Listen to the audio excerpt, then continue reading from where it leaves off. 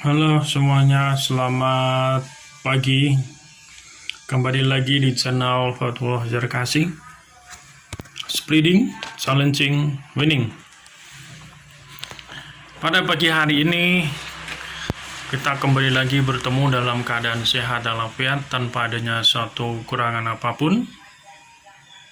Nah ya, di sini saya ingin menyampaikan beberapa hal.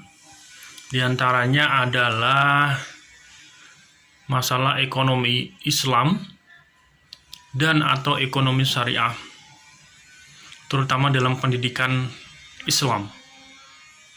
Ya, kita sebagai manusia, apalagi sebagai mahasiswa, di mana punya pemikiran yang sehat, kuat, segar, bugar, harus berani berpikir kritis, ya, untuk menemukan makna-makna yang lebih dalam, mana-mana yang banyak akan hikmah kehidupan,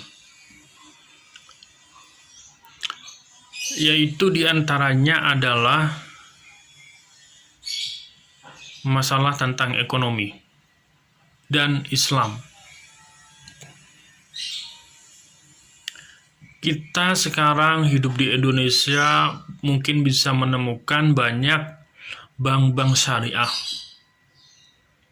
bank BNI syariah, BRI syariah, begitu kan, Mandiri syariah, dan seterusnya. Bahkan pemerintah sekarang sudah membuat bank syariah Indonesia melalui BUMN, begitu kan, badan usaha milik negara. Nah, jika kita perhatikan, banyak di berbagai kampus, ada fakultas juga, ada jurusan juga yang sering membahas mengenai Islamic Finance, Islamic Bank, syariah ekonomi, ada kan,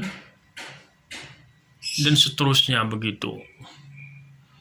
Yang dimana di situ dilekatkan kata-kata Islam, kata-kata syariah, begitu.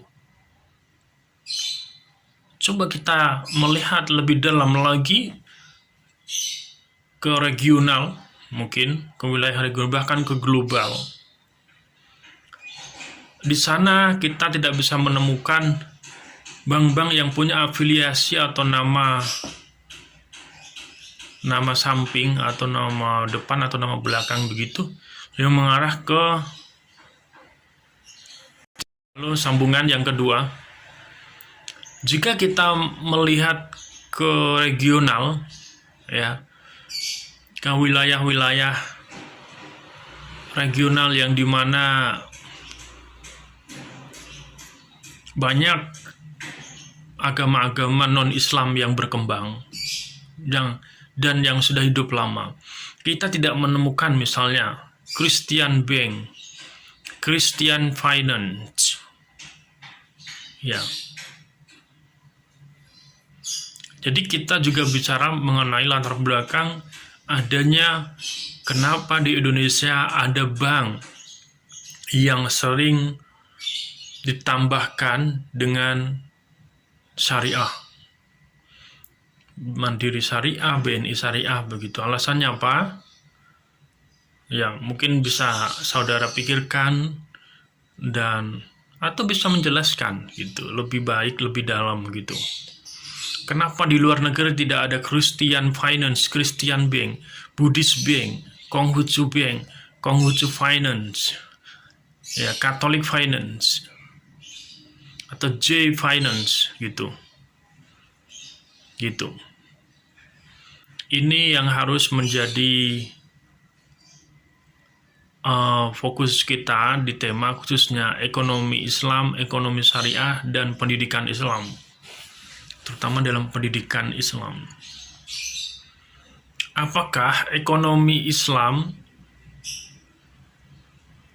apakah ekonomi yang non-Islam itu tidak membawa banyak manfaat sehingga kita harus menggunakan ekonomi syariah, ekonomi Islam, atau Islamic Finance itu, atau bagaimana begitu?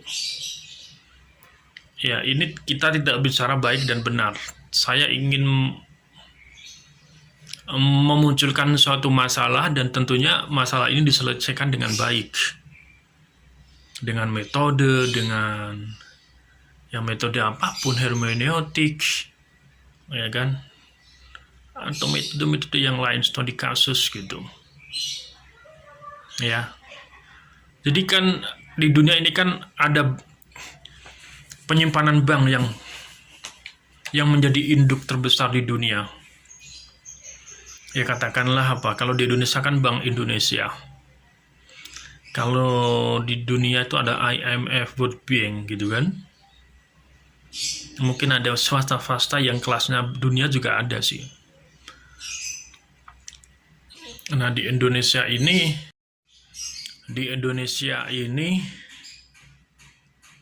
apa namanya,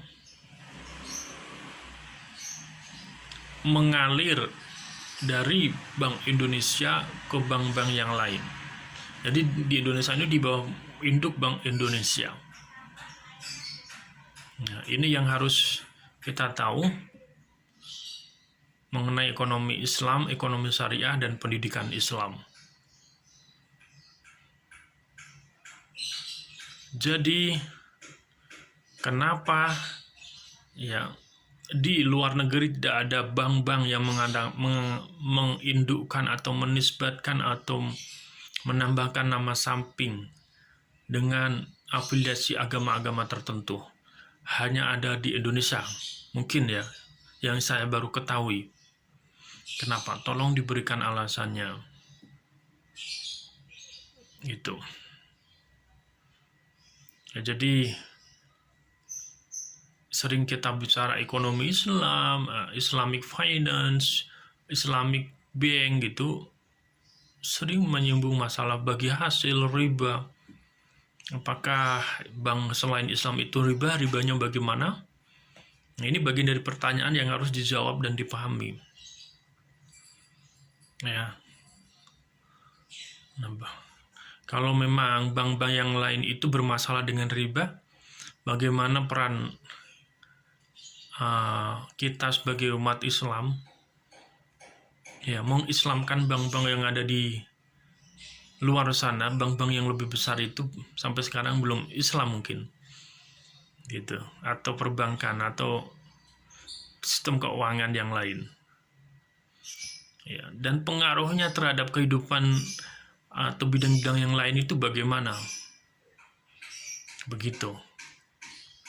Ini yang harus kita semua jawab, ini yang harus kita semua pahami, karena bagaimanapun juga itu mempengaruhi kehidupan kita.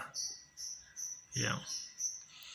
Fungsi bank itu kan diantaranya adalah untuk menyimpan, mengorganisir, ya keluar masuk gitu kan, kayak bendungan gitu kan. Katakanlah bank itu bendungan air, terutama Bank Indonesia, bank yang besar itu. Di Indonesia bendungan yang besar ya itu Bank Indonesia. Kalau ada krisis di luar sana, yang buka tutupnya ya Bank Indonesia itu.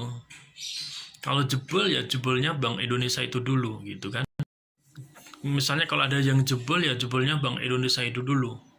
Karena Bank Indonesia itu merupakan induk dari bank-bank yang ada di seluruh Indonesia, kan banyak jenisnya itu.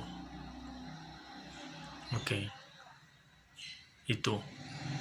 Terima kasih atas perhatiannya. Ya, semoga kita bisa memahami apa yang saya maksud.